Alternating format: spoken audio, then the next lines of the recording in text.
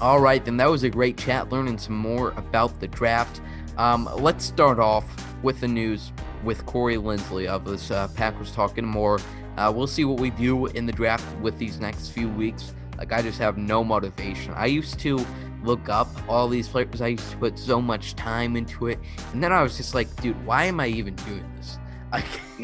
Yeah, last year was like my first year where I went all in, and then I was like, so why did I waste my time again on this? Exactly. I had a binder and everything, and it is fun. Like that night, but once you get past the first 5 picks, it's like, dude, okay, so it's like what everybody has been saying, like, in like Yeah. that I really don't know too much about everybody. I just like know their name, I know their college. But I really appreciate the people that actually do the work. You don't Yes. like it's so fun on draft night when you actually know everybody's name, and like the rare chance that the prospect that your team drafted. Like, I look back, 2019 was a good role for me. I knew Rashawn Gary. Oddly enough, I didn't know Darnell Savage, but I know it's weird. I know. Do we have it? I did not know Elson Jenkins, but I knew Jay Sternberger. I knew Kingsley Kiki. I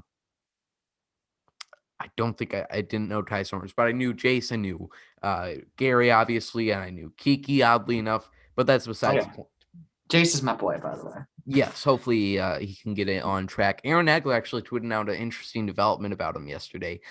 He did. Somebody Did asked I miss him. him? Oh. Yeah, I think he missed it because it was pretty late in the night. But Nagler, he said that the concussions weren't the only reason why Jace were inactive those last few weeks. And he said, that's all I'm authorized to say. So I don't know if it's, I don't know, obviously it's not COVID, possibly failed a drug test because I don't think they would release that information if he's not suspended.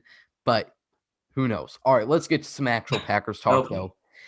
Corey Linsley, the rumors, or pretty much the news, that it looks like he's not going to be playing with the Packers in 2020. And I got a little rant about this. Since we need to cut Kevin King, should we cut Corey Linsley? Because I tell you, it has the same exact meaning. It does nothing. Yep. So you can stop with your Kevin King. You can stop getting under mine and Big B's skin every time you say Kevin King. And then I know some people make it a joke, but some people are actually serious when they say this. Let's sign Kevin King to a 1-year deal and then cut him. It's interesting people out there. Interesting people really out weird. there. I like it. I like, there's enough to say about Kevin King. And look, I don't want to tap back into this drama. We haven't had an episode in a while, but the Kevin King thing, it's like, look, sure, if you want to waste your time focusing on TJ Watt, my thing is we can look back at that and say it was horrible value at the 33rd overall pick. And sure, it would have been nice to have TJ Watt, but here's the difference of, eyeing Patrick Mahomes over Mitch Trubisky and Kevin King over TJ Watt. That is not, in my eyes, that is not a fair comparison, because have the Bears been to the last 2 conference championship games? That's all I have to say. And that's the point of that, is that it's not such a crucial mistake, obviously, then. And you have no idea what happens with Za'Darius and Preston Smith. Do they end up signing him? Do they end up drafting Rashawn Gary? So don't. I like how it played out. In my Yes, personal opinion, I like how it played out. they selected Kevin King. He could have been better. He could have stayed on the field more.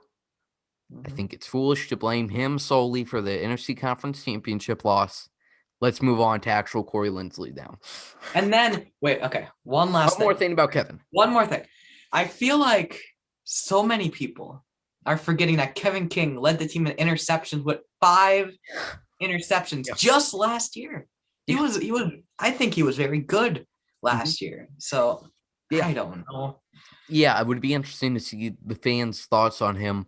Of if he if TJ Watt wasn't there. You can also make just a stronger argument for Ryan Ramczyk, but who cares? Who cares? A Wisconsin boy, by the way. Again, yes, to Wisconsin.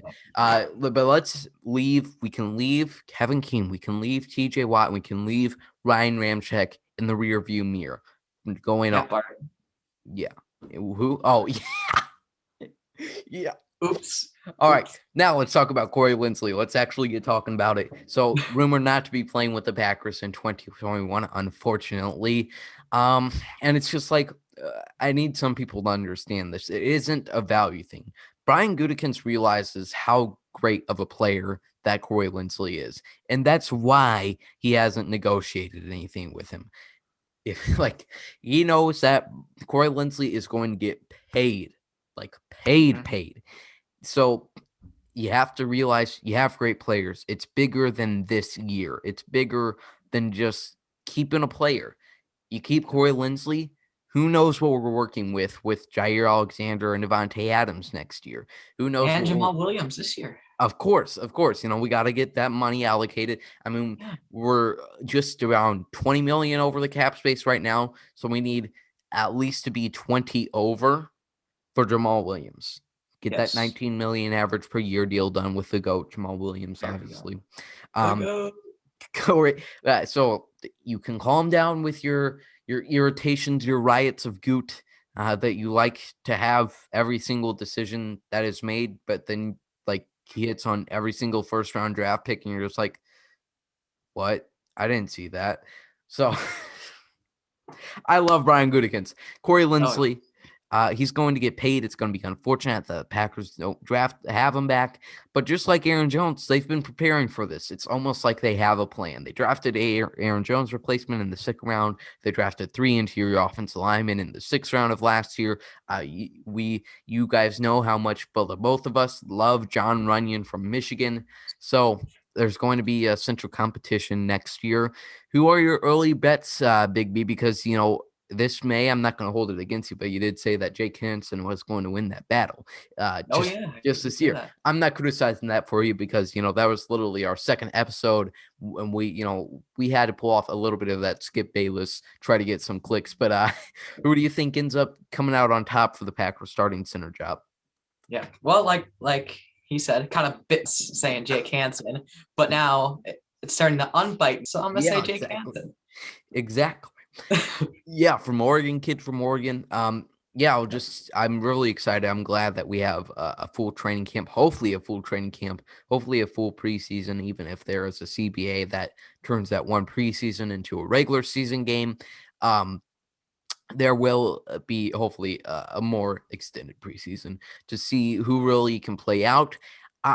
If I had to place bets on it, I'd probably say they move Lucas Patrick over to center just because he has that experience, and maybe John Runyon at right guard to at least start the season. And then we'll see what happens from then on. So, Corey, I mean, it's been a while. Since I felt like so much love for players that are going to be leaving. Like not even I don't even feel this sad that Aaron Jones is going to leave. And we've Oh, talked to I'm the not guy. sad. I'm not sad at all that Aaron Jones is leaving. By the way, just saying, just putting that out there. We've talked to the guy. We've talked to Aaron Jones, and I still feel so sad that Corey Linsley is leaving. I mean, he has the glorious buzz cut. Um, great guy. Great guy, Corey Linsley. We're going to miss him. All right, though. Now let's talk about we kind of recapped. We made a video about Christian Kirksey and Rick Wagner being released, so we'll quickly recap that, and then we'll move on to the star defensive end. All right, so Packers, like we mentioned, like we've been talking about, they're trying to clear some cap space. So you release both Christian Kirksey and Rick Wagner, freeing about $10 million in cap space. I would expect, we've talked, like I said, all about how they're going to go about replacing it. Both of us really said the draft for offensive tackle, maybe free agency, but most likely the draft for inside linebacker again. So it'll be interesting this offseason. A lot of tough decisions to be made, and we're just getting started, folks. All right. Now let's talk about no other than the Wisconsin proud, Wisconsin homeboy, former Texan Defensive Player of the Year, 3-time winner. J.J. Watt is out there in the open. The Packers are rumored to be one of the leading 3 teams, baby. Woo. Yeah, Music to my ears. crazy, Big B. crazy. Crazy. Give us your thoughts, because there's a lot of different opinions. Of course, the amazing Facebook comments saying anybody who wants Watt doesn't know football, which I think is a bizarre take. But what do you think of J.J. Watt potentially coming to the Packers? Yeah, well, of course, I think everybody would say that they absolutely love it, but I would absolutely love to have J.J. Watt on this defense, just like everybody else. Yeah, But at the same time, I'm not going to be mad if he doesn't, exactly. because I mean, he's a J.J. Watt is like, man, I'm trying to think of a metaphor for this. It's like, you know, yeah, there's no metaphor there for this, but like, we don't need him, but that doesn't mean we can't get him. I mean, our defense gets exactly. 5 times better when we have him. There's maybe a kid at a candy store. He has all this great candy. He has all his favorite candies, but then suddenly he sees like Jolly Ranchers. He sees a Hershey bar. He's like, oh, I don't need it, but I could really use that and make my experience much better. Oh, there's JJ Watt for you. We had quite a long conversation with Nico, so we want to not make this too long. Big B and I, though, we have this. The reason we're so close to friends, the reason we have this whole podcast together is because nobody cares about the Packers like we do. Like, nobody cares about the backup tight end from 2016, but Big B tweeted his name last night. Nobody cares. I was wondering literally yesterday, I was like, I wonder if Reggie Begelton was born in Canada. Like, that is the stuff that is on our mind, folks. We were worrying about the practice squad wide receiver. So today, we'll see. Maybe we'll do more of this in the off season, of looking back at old season, because our great friend Dare or Derry, I'm not sure how it's pronounced. He's Derry, like milk. Apparently, he lives on a farm. But Dare, he pointed out Daire. He lives in Scotland. He lives on some farm. He's a Packers fan. And he tweeted out just having some memories from the 2017 season. And that was a really monumental moment for me and Big B. That was the first losing season where we actually paid attention to the Packers, I think. 2005 was awful, and 2008 was awful, but there was really never a season that me and Big B paid attention to where it was a losing season. This was really bad. 2018 was bad, but we still had Rodgers in there, and it would seem, I mean, we almost beat the 2 Super Bowl teams. So we wanted to take a look back at the 2017 season. I got the schedule pulled up.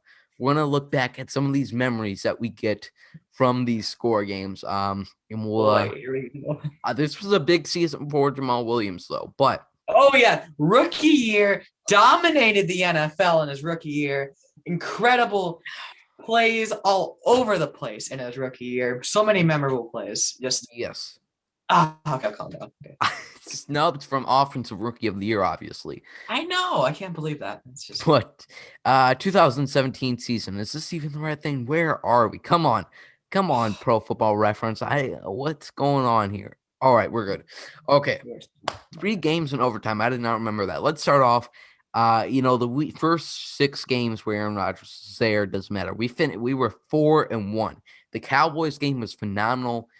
It was a toe tapper finish with Devontae. That was great.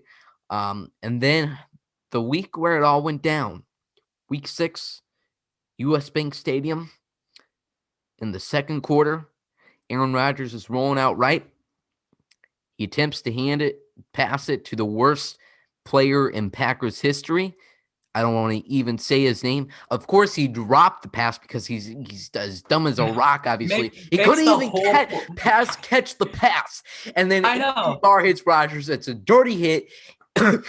And these Vikings fans wanted to tell me that it was a clean hit and Aaron Rodgers is out for the year. And we have to watch. And we're like, man, should we cancel those tickets that we've been waiting for months to see Aaron Rodgers versus Drew Brees? Me and Big B are both looking forward for months to go to this 7 game. And we see Rodgers go down. And we have to witness an atrocious performance, a blown lead at halftime. from Brett Hundley in his first start. And then the Tundra Drumline had to block my chance at a Lambeau Leap for the tickets that we paid an outrageous amount of money for. And we're just, we can't even get a Lambeau Leap from Brett Hundley in his terrible performance. He runs one in the Tundra. I don't even have the energy to keep on ranting, but I'm going to sue the Tundra Drumline. I got Arby's that day, so I was pretty happy. That is the perfect response. My mom was at the Mexican restaurant across the street. It was a rainy day. My glasses got all blurry.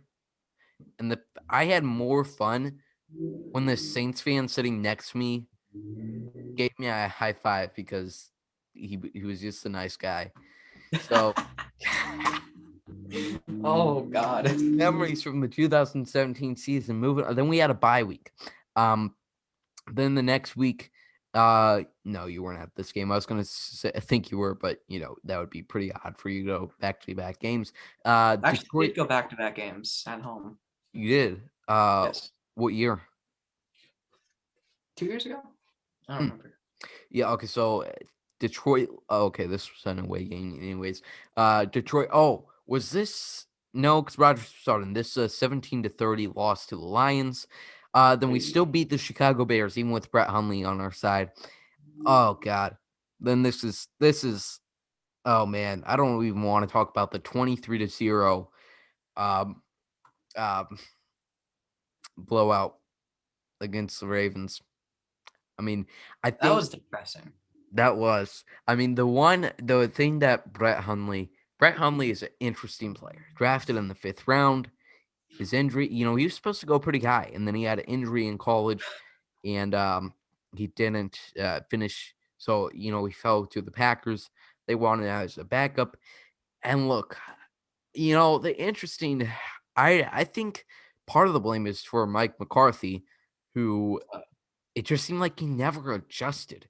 Maybe if he gave Aaron Jones and Jamal Williams, obviously, more than 2 carries a game, I'm not it's just remarkable to me that this team went 7-9. I mean, I guess the 4 wins from Aaron Rodgers helps, but Yeah. and then you have the game of the overtime win against Tampa Bay. I think Jamal Williams carried the team on his back, just like Greg Jennings and Madden. Yeah. The game against Tampa Bay was an interesting one. Aaron Jones walk-off touchdown in overtime. You had the Brett Hundley throw up in the air. That was the worst throw that I've ever seen. Intercepted. Why do we remember this? Don't know why. Says a little too much about our life. And then we get back-to-back wins, folks. The one time Brett Hundley got back-to-back wins, 2 overtime wins in a row, once against the Buccaneers, then against the Cleveland Browns. And this was the original clip that Dare tweeted out, the Devontae Adams walk-off. And again, Jamal Williams carried the team on his back, scoring 14 points to help the Packers win against the worst team in NFL history. Yes, that was the 0-16 Browns, week 14. Oh, and if we're talking about Jamal Williams' involvement with Brett Hundley, we can't overlook his Jamal Williams' epic performance week 12 against the Steelers. Didn't he have a great screen pass that game? And guess who he burned on that? TJ Watt, which is the best part about that. There we go. God, dude, what are we doing? We have a sad life. If anybody is listening to us recall plays from 4 years ago, thank you. I mean, I almost feel, you're kind of ashamed, is this really what I'm doing with my life? But at the same time, you're like, yes. Yeah. I'm finding enjoyment out of it. So exactly. People can judge me, but I'm one of the best Packers fans out there, folks. Mm-hmm. The electric win over Cleveland. Then you got, we pick up 2 wins. We're getting hyped. And then Aaron Rodgers returns. I remember he puts in an Instagram post that he's ready to play. Surgery went well, and he's about to play against Carolina. He has an okay game, still showing some rust. and Didn't Geronimo Allison. Yeah, Geronimo Allison fumbled or something. Yes, we recover an onside kick. I thought we're winning this game. Oh yeah. We recover the onside. And Geronimo fumbles. That's even worse. That is even worse than Marquez, in my opinion, against the Colts. Geronimo Allison, Packer legend, by the way. Packer legend, even after that fumble. Yes. Then I really wanted us to throw in Rodgers again against the Vikings, but another shutout, whatever the word is for the Vikings, 16-0. And then a 35-11 loss. And I was mad that we didn't put Joe Callahan in this game. This was probably Hundley's worst performance. We did at the end. We did at the like end. 2 plays for him to kneel, and like that was Hundley's worst game. I don't know why we didn't put him in Callahan in earlier. But I mean, look at this. I mean, if Rodgers beats Carolina and wins one of the two against the Vikings and the Lions, are we in the playoffs? I don't know. I don't have a 2017 playoff picture pulled up for me, but we could have made the playoffs with Aaron Rodgers playing like 5 games the whole year. Crazy. That would have been lit. And then he goes to win the Super Bowl on like half an elbow. Well, that was an interesting season. That was. Let us know if you have any seasons. I mean, there's not too many that would bring you. I mean, the 2019 season might be fun to look at, but like if we look back to many other seasons, I mean, like 2015, that's too far of a memory for me to have too much memory. But the Detroit Lions, the Hail Mary, I'll never forget that. I'll never forget the touchdown to Janis. I'll also never forget the Larry Fitzgerald pitch and sweep. Still hold anger about that, but that's all we got for you today. What an episode. Man, what an interesting episode. Yeah, exactly. We're talking about 3rd-round draft wide receivers. We're talking about how we're angry about something that happened in 2017. We are dedicated. We are the most dedicated Packers fans out there in the world. Maybe I'm not I was going to say maybe that will change when we have to experience a decade like the 70s, but we will appreciate and acknowledge our spoiled experience as a Packers fan with Aaron Rodgers and the greatest quarterback of all time in Jordan Love. Yes. Thanks everybody for watching. Big B, any final words? 2017 was Jamal Williams' year. It sure was. Jamal, you're signing that contract right now as we're speaking. Yep. We look forward. I DM them every day to give me info. He might have blocked me, but I'm not sure. But I'm getting somewhere. I mean, it's better than you not doing it. I mean, how can it hurt? Maybe he's just like, dude, I need to get away from this kid. But we're looking forward to Jamal's next 20 years as a Green Bay Packer. Thanks, everybody, so much for watching. Make sure you subscribe to the Underage Packers YouTube channel. Follow us on Twitter. And as always, go Pack Go.